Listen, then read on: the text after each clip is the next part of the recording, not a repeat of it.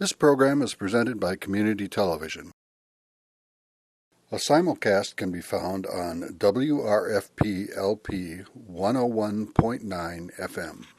Welcome to the Chippewa Valley Sustainable Future Festival. Please welcome Ned Knoll. Ned is a city planner for sustainability. He has been with the city for 5 years. He received his urban planning degree from the University of Minnesota. Ned is responsible for ensuring that the sustainability chapter of the comprehensive plan is followed and for coordinating the City Green team, which helps carry out the city operations sustainability goals. He also assists the Eau Claire Area Chambers of Commerce in their Green Business Incentive and networks with the area community members on the issue related to sustainability. Okay. Thank you. Well, my name is Ned Noel. I'm with the City of Eau Claire. I'm a city planner. And my primary role is to focus on sustainability for the city and how to implement that not only for the community but also internally our city operations. So the city has about 500 employees, so it's a decent sized organization in terms of how much we consume, what we do, and our impact on the environment. So it's critical that we figure out ways to lessen our impact on the environment. So pretty much about 5 years ago or so, our former city manager, Mike Huggins, was real instrumental in getting the initiative more internally focused on sustainability. And then he also created an initiative to try to do the same with the community. So we created a plan for that, and I'll show you more of that on the slideshow. Pretty much, I've got about 45 minutes here, so we don't have enough time to go through all of this, but I want to leave some time for Q&A afterwards as well. So we'll just, I think it's 4:10 that I got to wrap up at, so we'll try to be close to that. But if you have any questions, because we're so small here, just feel free to shoot out the questions.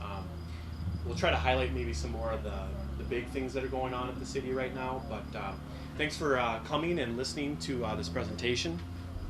So, really just kind of a whole, my philosophy on sustainability is that it's very difficult to achieve. It's something that takes forever. It's a continual approach. So, we're here not to claim that we've arrived by any means, but that we're focused on it, that we're trying to do our best. We're learning as we go. So, we want to be sensitive to that fact that it's just not that, we've arrived, that we've made it. So, we always have room for improvement. Maybe best to stand here. I wanted to mention the city has partnered with the Chamber of Commerce, the Eau Claire Area Chamber of Commerce, to try to infuse more green practices within the business community. And right now there's 62 companies. You have to be a member of their chamber, but through that you're able to apply for this. And pretty much it's a way to market your business. Sustainability is becoming more important as a marketing tool to sell your products, your goods, your services. It's also to obviously heighten the awareness between the public and the business community about the environment, and then also to increase awareness of growth opportunities with the innovation. Trying to strive to be more sustainable. There's a lot of product innovation there, so there's new opportunities for markets that way for the emerging green economy. And then also just to share best business practices or best management practices with other businesses. So there's a few of us, the Mayo, Sacred Heart, the city, the tech school, the university, a couple small businesses on the design team or on the review team that basically approves the applications from the businesses that apply. So again, you have to be a member to apply. It's two kind of scoring systems here. Is if you're a smaller business, 50 employees or less, it's a nominal fee of $50, and you have to earn 40 points within these 7 categories. So energy, purchasing, recycling, transportation, social capital, waste prevention, and water conservation. Topics that are really focused on the business community. So if you're a bigger company, you have to earn 60 points to qualify to get the designation, and you have to score in all 7 categories as opposed to 5 categories there. So the Green Business Review Committee, we review these applications, and then we basically approve them, and the board certifies at the board of the chamber board for a 2-year term. So we've been doing this now for 3 years, so The program's evolving, and this is the new business logo actually, so we're trying to take it to the next level. But wanted to share a little bit about the Chamber's program, and these are a bunch of the Eau Claire area businesses that are involved. You've got Walmart, Sam's Club, Excel Energy, to different builders, tech schools, you name it. Just a great listing of different communities within Eau Claire that are focused on this. So if you're interested, the Chamber's website has more information on the program too, but we wanted to share about that. The city got certified 2 years ago. This is our former city manager, Mike Huggins, accepting the award from the Chamber President, Bob McCoy. So kind of just talking about the city and where we're at. Recently, our city council approved a resolution to be a part of this program. It's by invitation only. It's a green tier program. You may have heard of green tier. It's a DNR program for businesses. But about 2 years ago, they launched it for communities, because obviously businesses are a valuable part of a community, and to try to network between communities and businesses.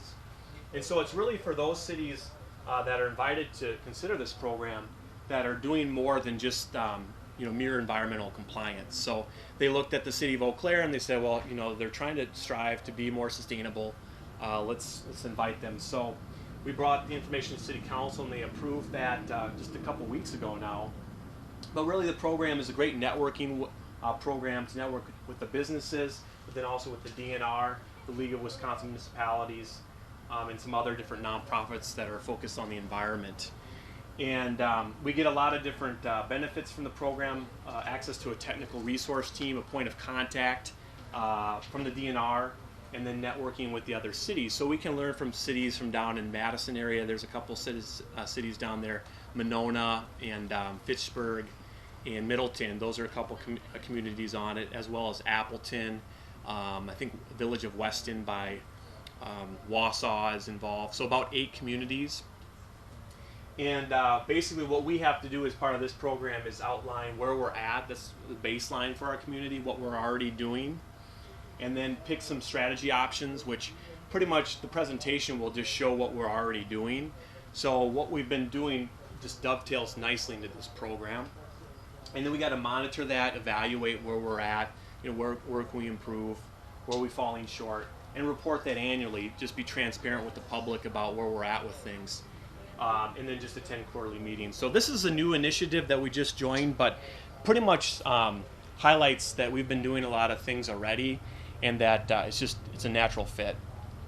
Speaking about the natural step, this is a framework that a couple years ago now the City Council approved the resolution. You may have heard this eco-municipality thing. It's kind of taken Wisconsin by storm, but there's almost 40 communities, I'd say, that have adopted this resolution. And it's just a simple approach of trying to understand sustainability, because sustainability is kind of this buzzword, and it's hard to understand, well, what does all that mean? A lot of times you hear this common definition about not compromising the needs of the present with future needs. And so this is good because it gets more into the science, and I'm not going to spend a lot of time on this, but basically it's trying to minimize our fossil fuel use, trying to minimize the substances that humanity produces that we then learn that are toxic, trying to really protect the environment, not paving over all of the green space, and then really trying to make sure that basic human needs are met, clean drinking water, public safety, shelter, those kind of basic needs that all of us need to thrive as a people. So with that, the city has a green team which I coordinate, and this is represented. It represents almost every department that we have. So fire, police, health department, you name it, public works. We have one person on the team from each department, and the point of that is so that when we meet and we talk about our goals every year, this is for 2012, we come up with these goals, and then we can go back to these departments and we can share those goals, get everybody aligned so that it's the same vision. So that is what we try to do. We've also educated about 150 staff on the natural step in our goals as well about a year ago, so that it's just not only the green team, but that other, just your average staff person at the city understands this. So we've really tried to embed it. Our logo, the one doesn't say it, but our logo is about building a culture of sustainability, so that it's not an additional thing that we do, it's just what we do. It's embedded in how we look at things from finance to public works projects and so on. So one of the things that the city did in 2009 was this plan.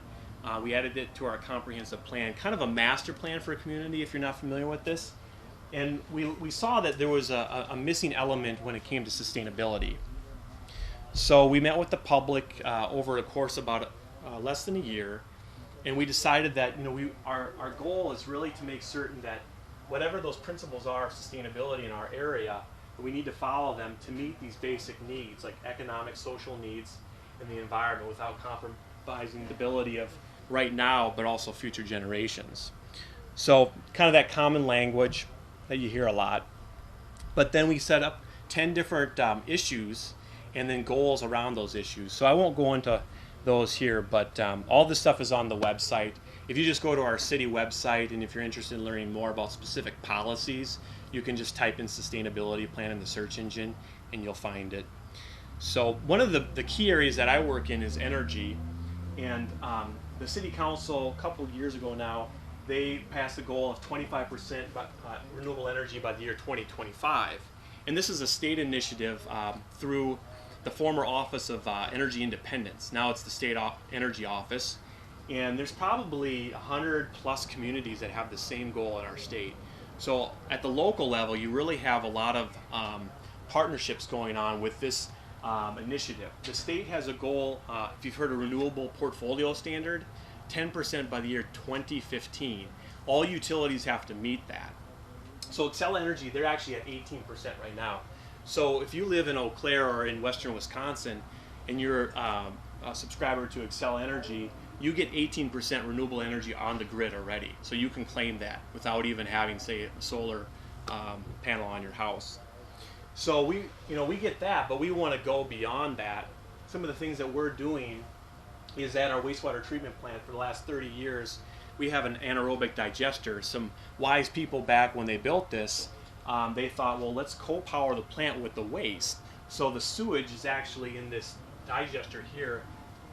It's deprived of oxygen, methane percolates up, caught into this piping here, goes into the generators there, and they unitize it into electricity and also hot water savings. So we, over the last 30 years, we save on estimate about $200,000 on our utility bill. The wastewater treatment plant is the building that uses the most energy at the city. The next is the water treatment plant.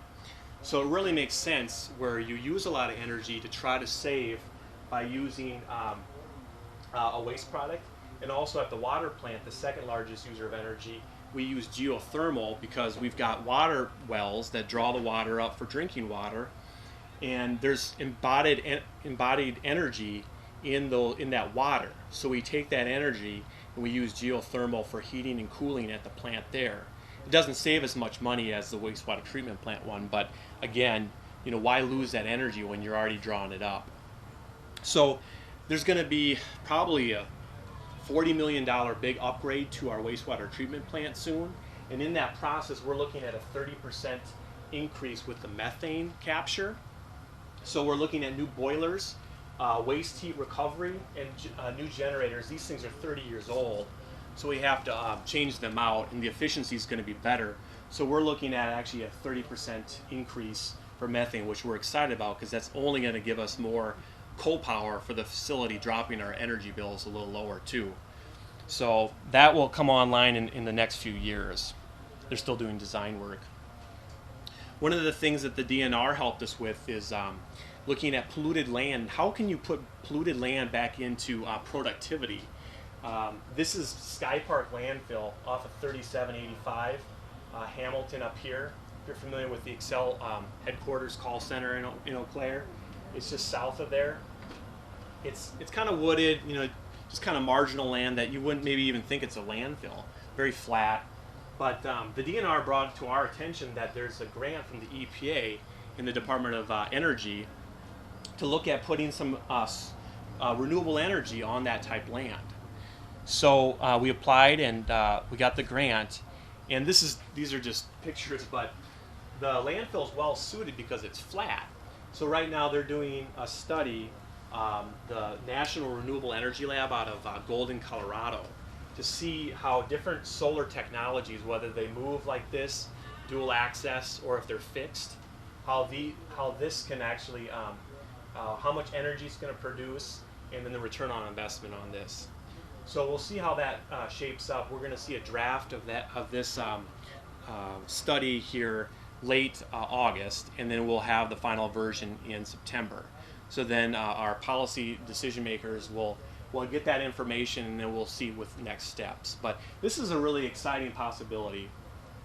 And one of the things that we'll look at different concepts of how to make this a really successful project, because obviously you know that solar is more expensive, especially photovoltaic solar. So when you look at, how can you lower costs, one of the unique things that we have learned about is a concept of community-based solar. Have you heard of that? It's not real familiar. Okay.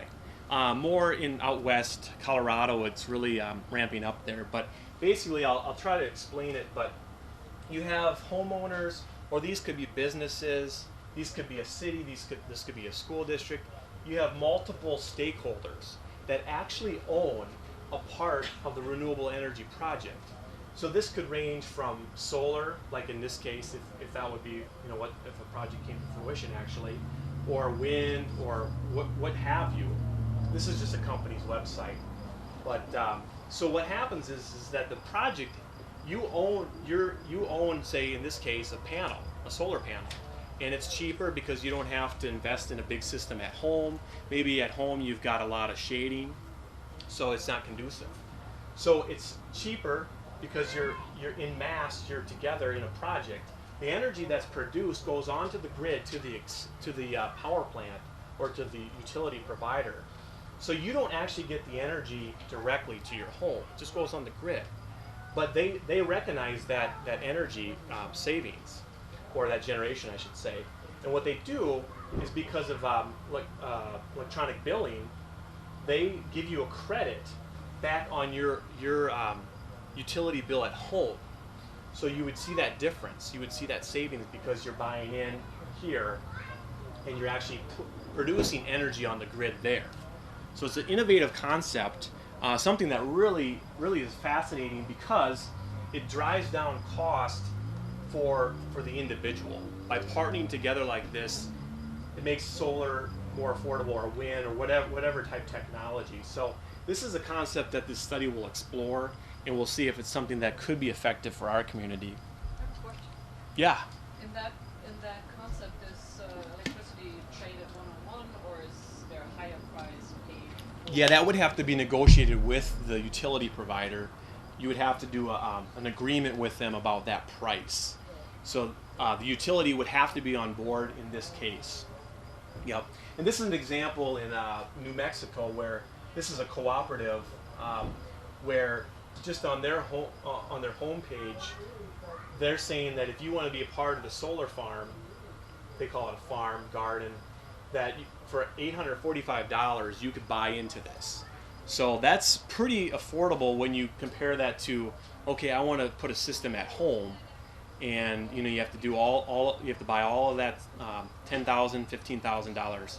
So this is a lot more affordable, especially if you don't have good solar access too. So this is happening more out west, and we'll study that as well. So the city also got a grant to look at, how are we going to figure out 25%? And we did a consultant study where we looked at about, at least for the city, because we were in partnership with the county and Altoona as well, a bunch of different renewable energy projects. I think for us it was about 30 different type of projects, and looking at the return on investment, but a life cycle investment, so the long-term thinking. And geothermal at our central maintenance facility really made a lot of sense, because we have a good right now it's used for temporary parking, but this area could be for horizontal loops for geothermal. And the payback on that one, at least at the time, and they used conservative estimates, was about 9 years. So this one is something that we may pursue.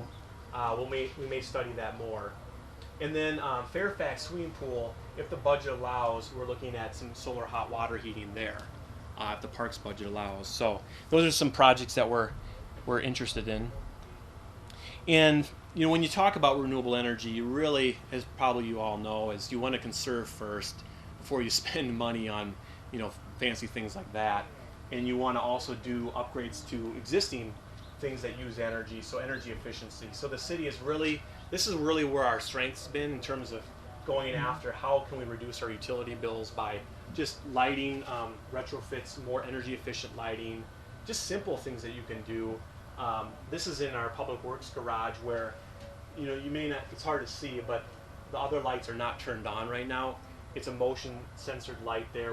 When somebody is working there, that light will turn on, but if there's nobody working there, it's just a garage, so why have the lights on? So things like that. All the traffic signals in the city now have been converted to LEDs. So we got a grant for the Recovery Act that with $655,000 plus $448,000 of city funds, we've been able to upgrade City Hall HVAC equipment and then also our ice arena. I have a slide on that later if we can get to it. So lots of energy efficiency going on.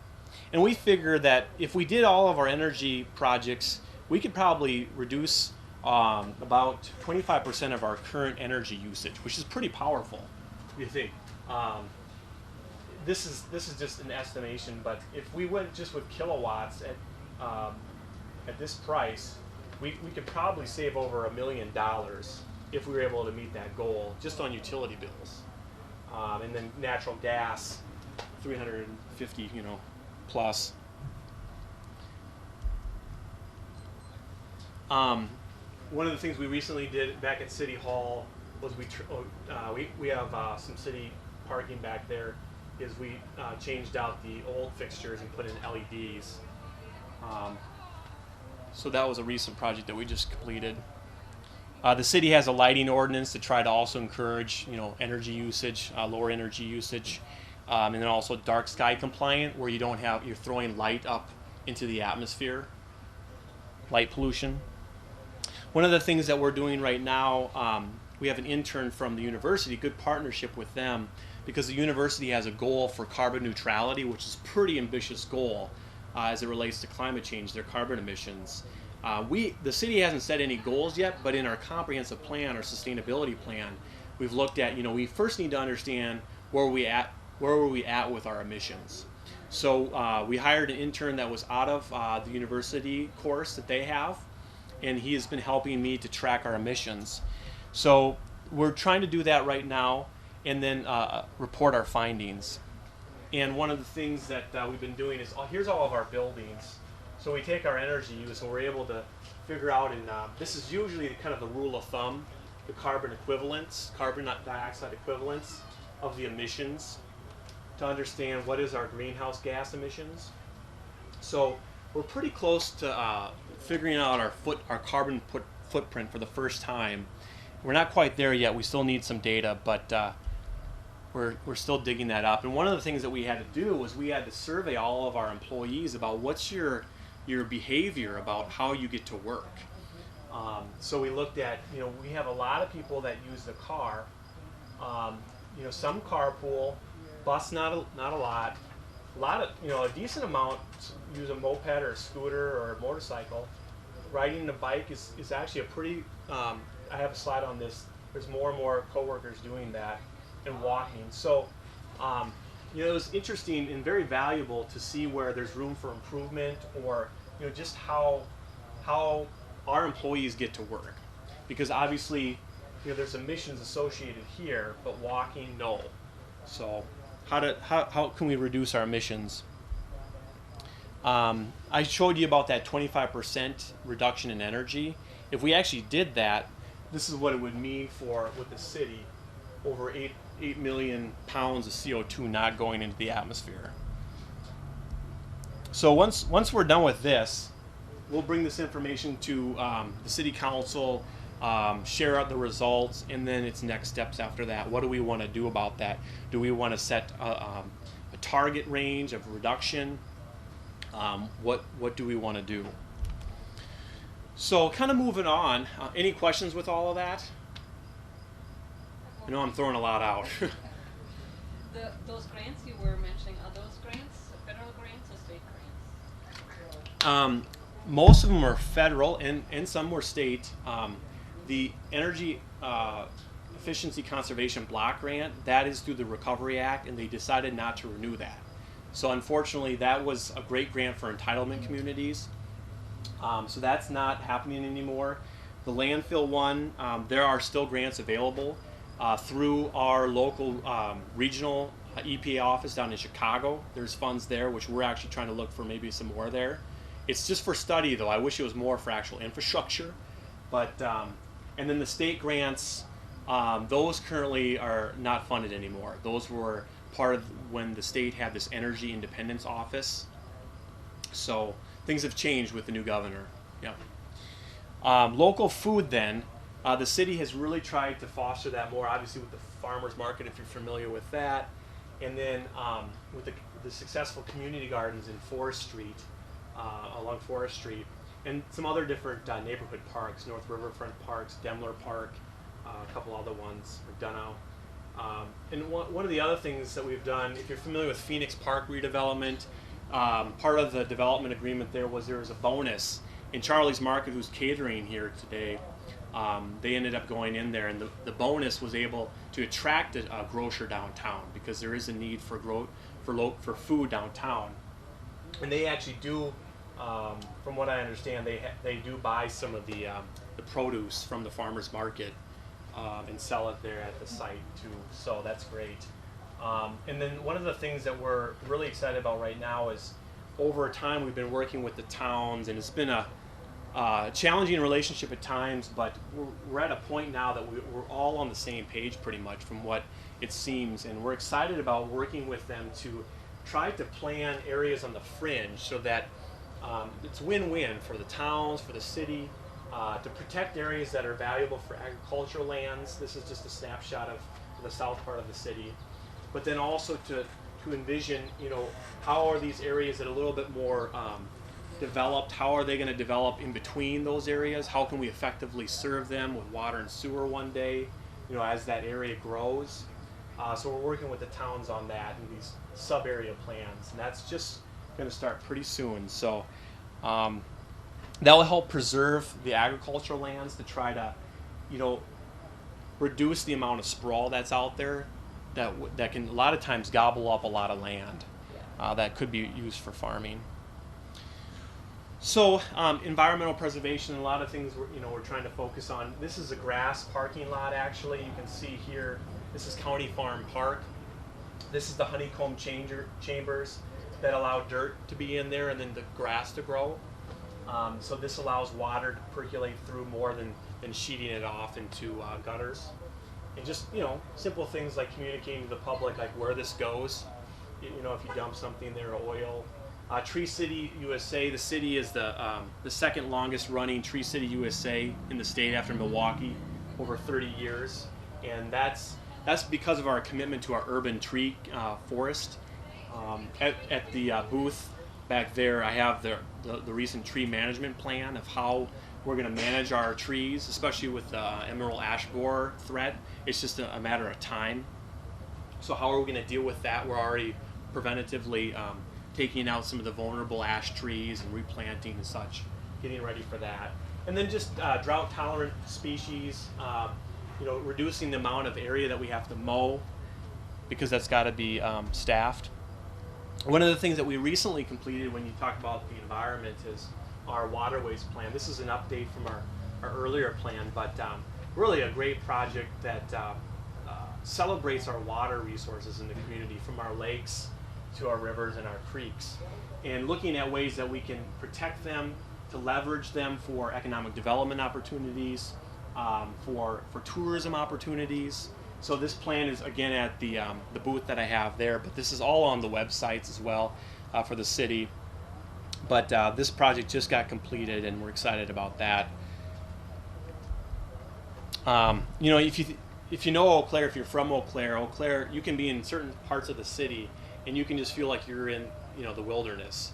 These are just a couple shots of the city, but I mean, you don't see city at all. So it's really neat to have those kind of natural refuges in the city where you don't have to drive, you know, up north or something to get there.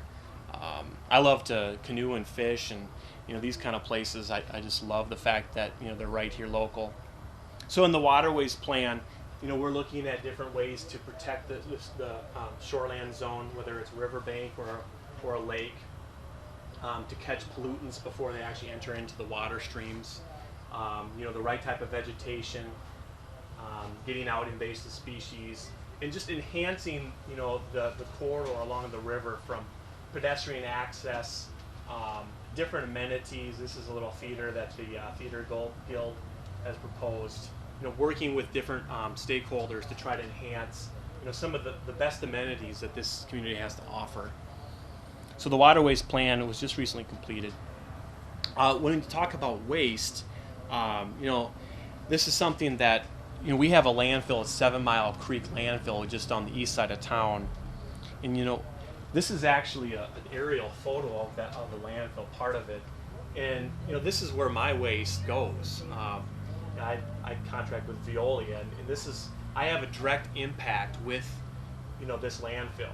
My waste goes right here, and touring landfills really, you know, connecting with the fact that, wow, this is where my garbage goes. You know, I think a lot of times we know that, but we don't have that connection. So going out there was really, you know, just really hit home, like, wow, you know, this is my impact on the environment. And fortunately, you know, there's more markets that are being developed, and what we're looking at is a possible ordinance or encouragement material that helps builders and contractors really think about the value of these materials, that we just don't have to landfill them all the time. And this is happening already. This is the Mega East. Interviewed the demo crew here, and they let me take photos of all the steel that they were reclaiming. The copper, of course, is very valuable right now. Different materials from gypsum board. This was over at the livery building there.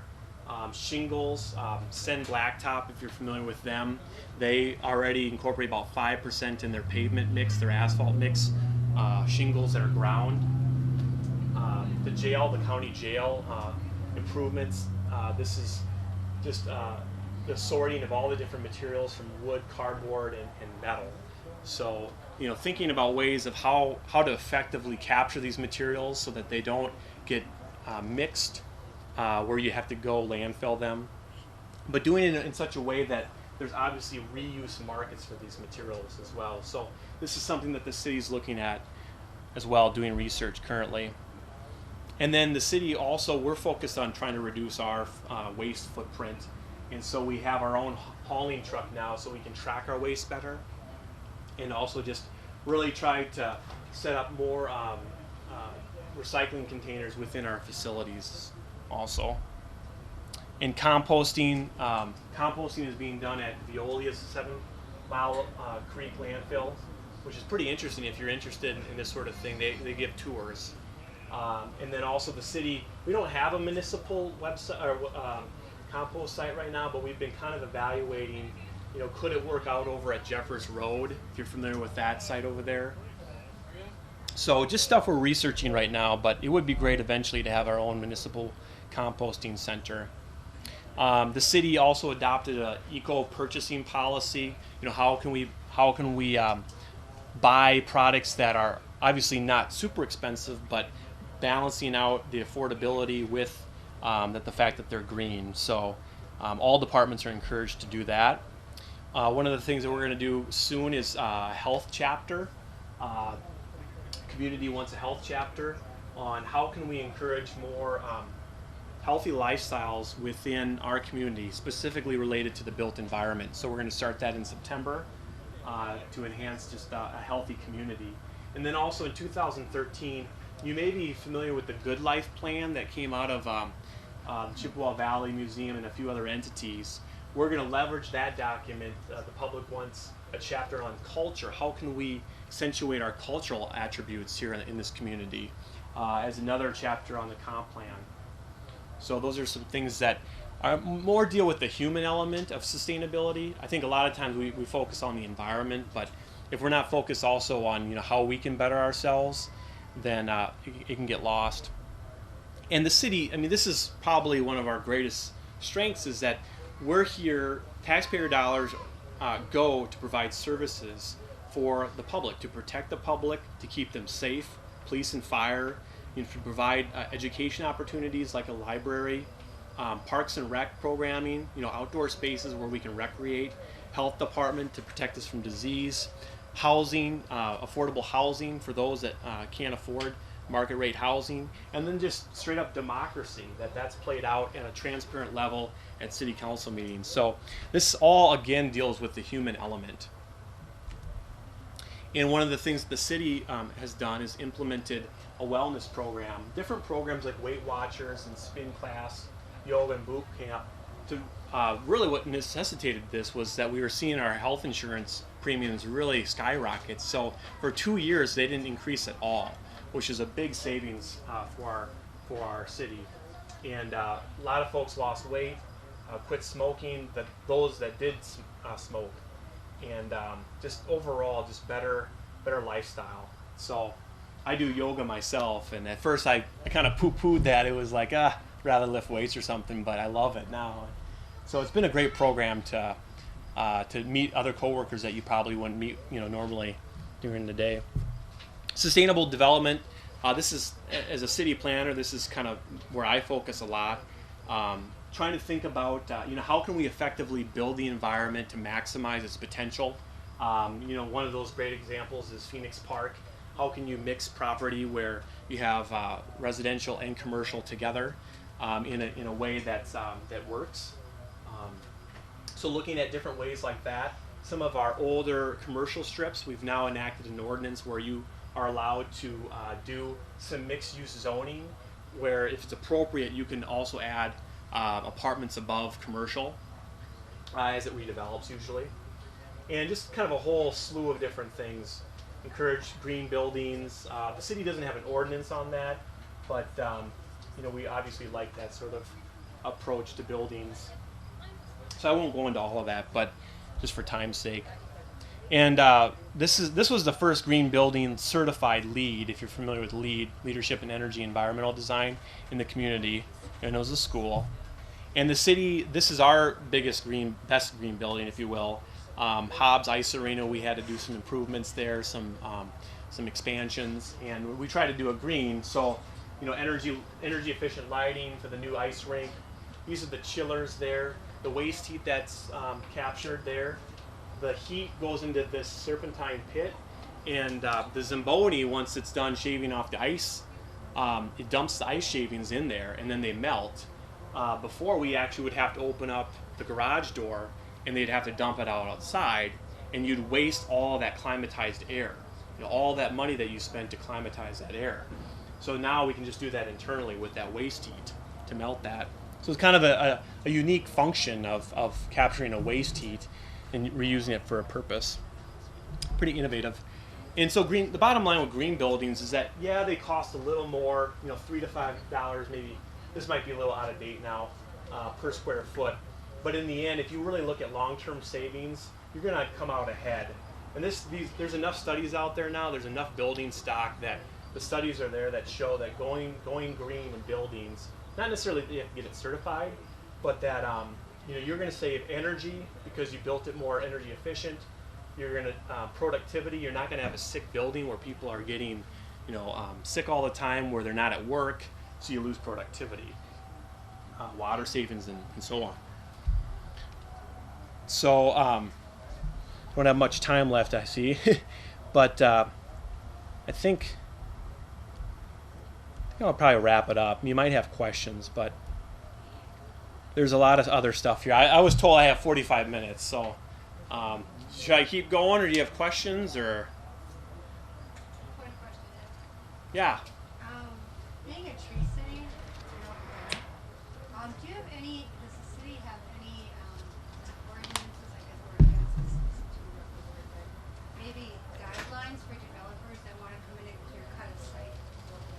Yeah, good question. We don't actually have a tree preservation ordinance here in this community, and that would be something that would regulate against that sort of mass clear cutting of a property. Right now, if you own the property, you can do that. We do have rules against steep slopes. You can't cut those. You have to leave those 20% or greater slopes. So that you have to remain or keep intact. But just a normal wooded site that's flat, yeah, a developer could cut that down right away. But to be honest, they are losing value if they go ahead right away and cut it down, because you might be able to save some of those trees for trees along roads or in the backyards of homes.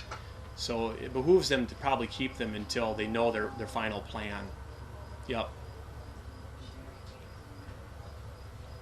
Any other questions? Wrapping up here. If not, well, thanks for listening to me. I know I threw out a lot of information. This program was recorded and presented by Chippewa Valley Community Television. Chippewa Valley Community Television is made possible by continuing community support. If you'd like to volunteer or make a donation, you can contact us by calling 715-839-5067 or on the web at www.cvctv.org.